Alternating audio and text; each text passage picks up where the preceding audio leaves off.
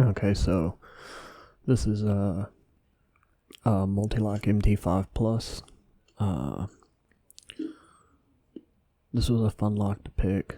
Here I'm just setting all the sidebar pins to the far right, and then here I'm setting the alpha pin. I'm recording this audio over. I made a couple attempts at this and got tired of starting the video over and having to re-record the audio, so I just silently picked on this attempt, and I'm just going to overlay this audio onto the video. So here I'm just setting the outer and inner pins.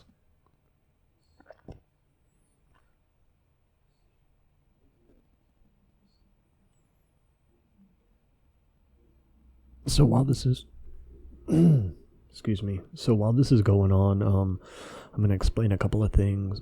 Progressively pinning this lock over the past month or so, learning to pick on it. I lost the sidebar springs. Sorry. I lost the sidebar springs and had to make some.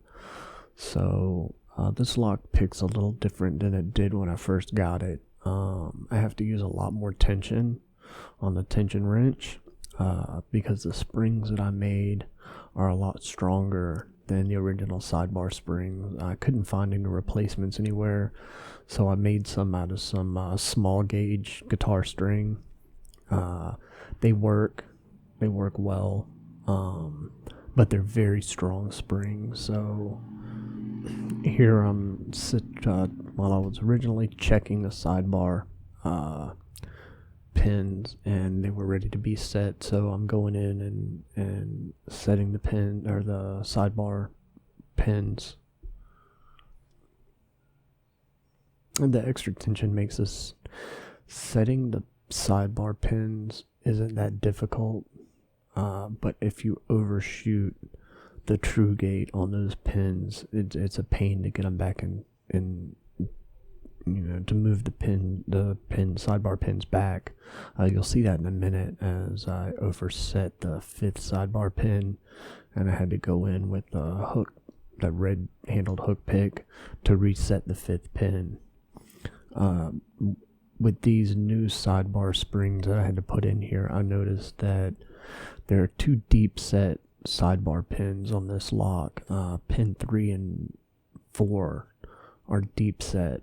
So the way that these springs affect the pick on the inner and outer pins, I have to set the sidebar pins and then go back in and repick inner pins and outer pins. And one of the sidebars gets in the way. You'll see me struggle with it here in a minute. Getting the pick between the sidebar pin and the inner pin is a real pain.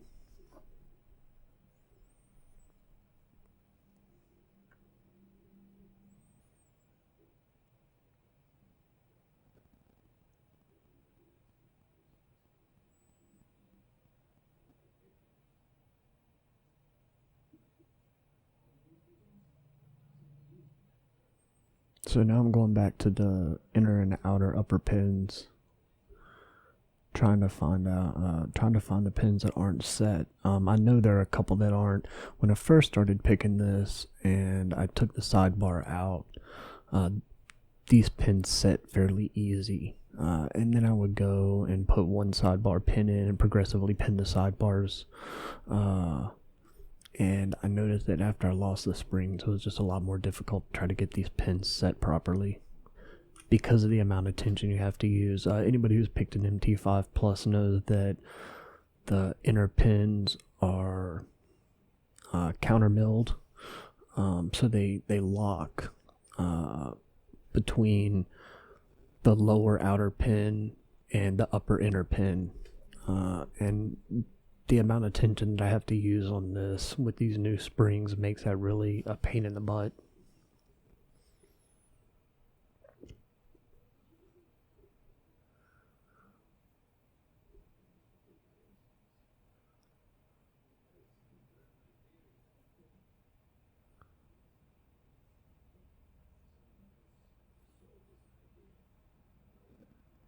So here you can see I'm just fishing around trying to find a pin that's not set, and at this point I'm thinking I either overset something or my sidebars aren't set right.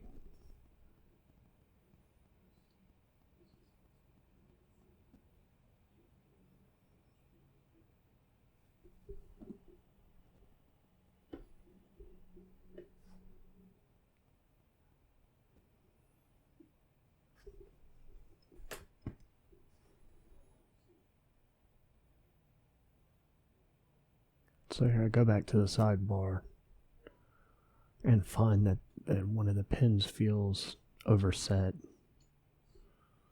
I try to get it in. This is I'm using one of the, I don't know what hook it is, but it's out of the SS Dev kit from Sparrows to try to set these sidebar pins.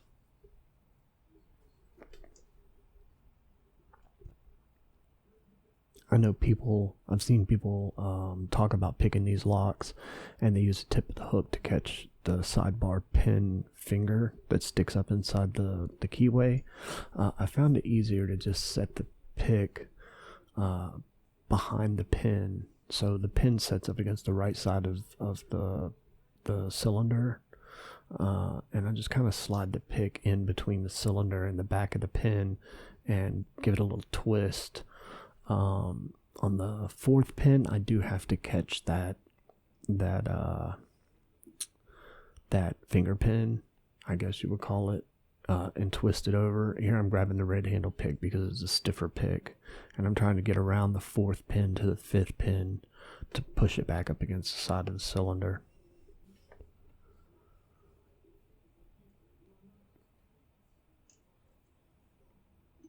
And as soon as I clicked it over, you see I go back to reset that fifth pin, and as soon as I set that pin, I fall into that inner pin deep set, or deep fall set.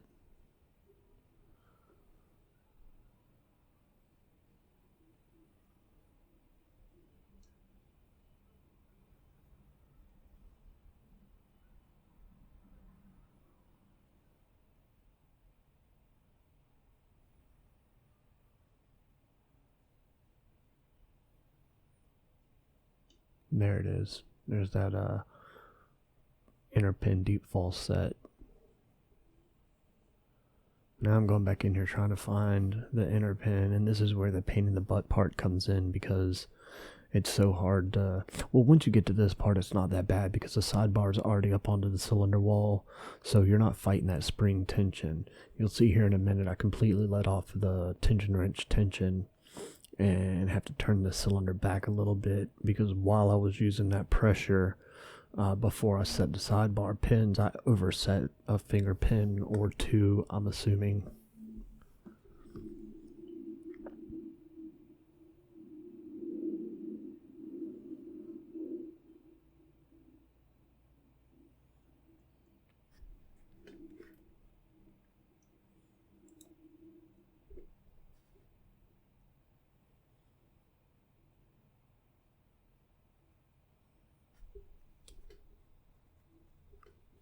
All of that wiggling is me trying to get between the fourth finger pin and a low cut outer pin. It's one of those sidebar pins that are set all the way to the left. See, I let off all the tension trying to find that finger pin that's locked up, overset.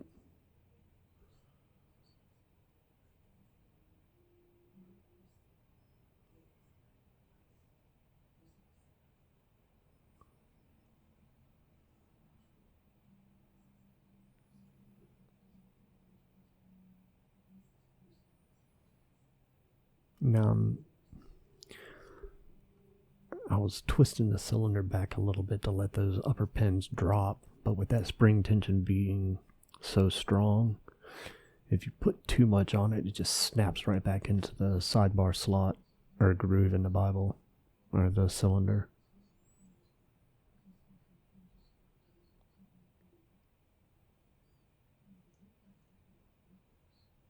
There we go, and got the open on it.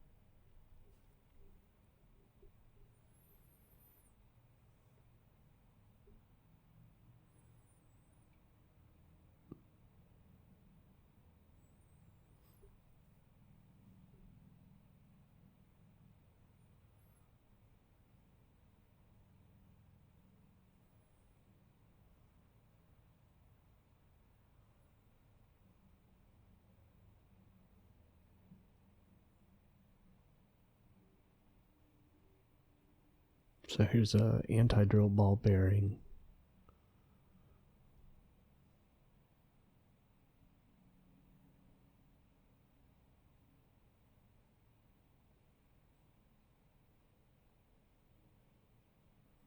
Sidebar. And sidebar springs. I lose another sidebar spring. I'll look for it here in a minute, and I still can't find it, so I'm going to end up having to make another sidebar spring.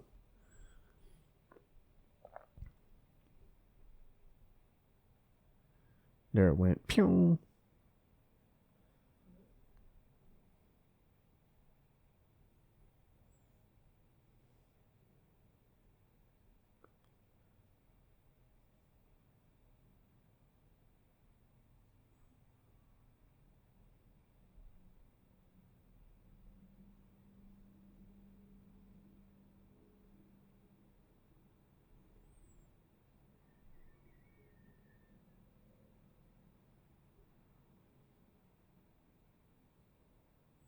So now I'm just dumping the inner and outers.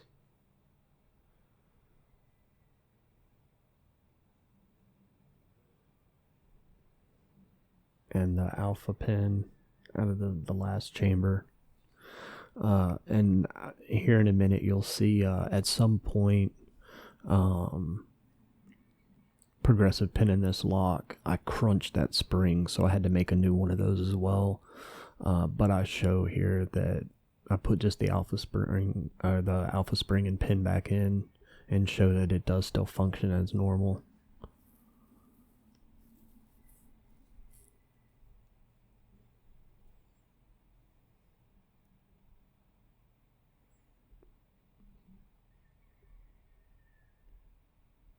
And now I'm just dumping the sidebar pins.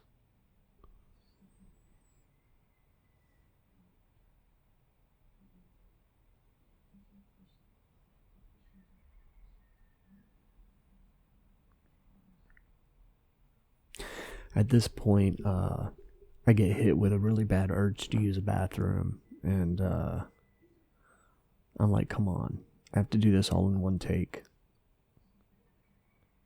I can wait, I can make it, I can make it.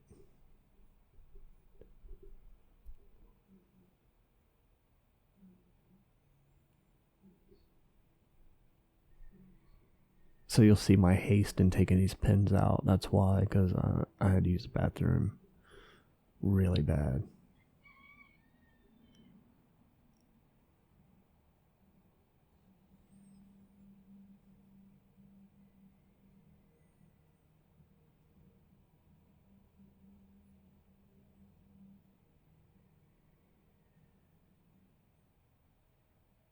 Come on, I can make it. Nope, can't make it. So you have to excuse me here for a minute. I went to use the bathroom.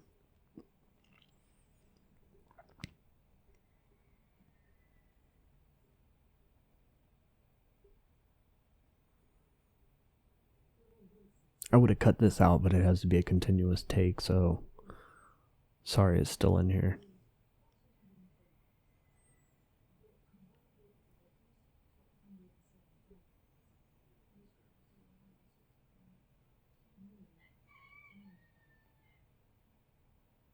And them roosters crowing. And I'm back.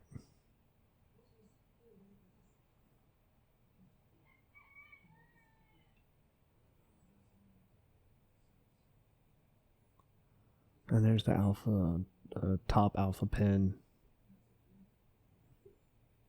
And there's that spring I had to make.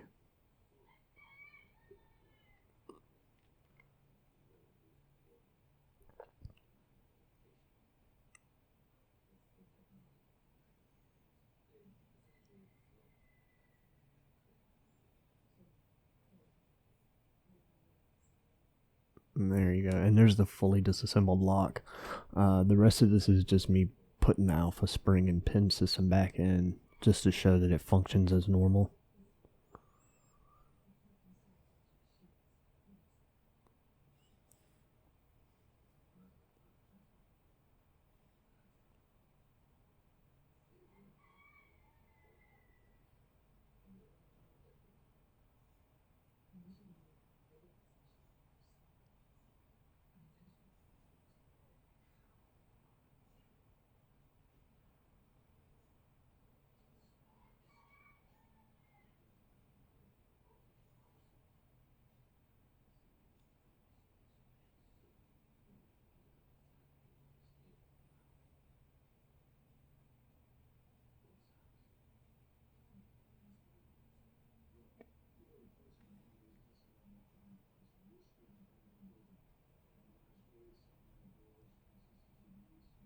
putting the back on just so the key registers with the alpha spring or the alpha pin correctly. Otherwise that key slides out the back of the cylinder. There you go, locked up.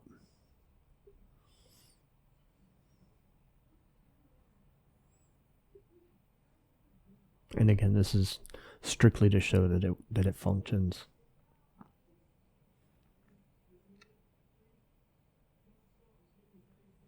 And there you go. Thanks for watching.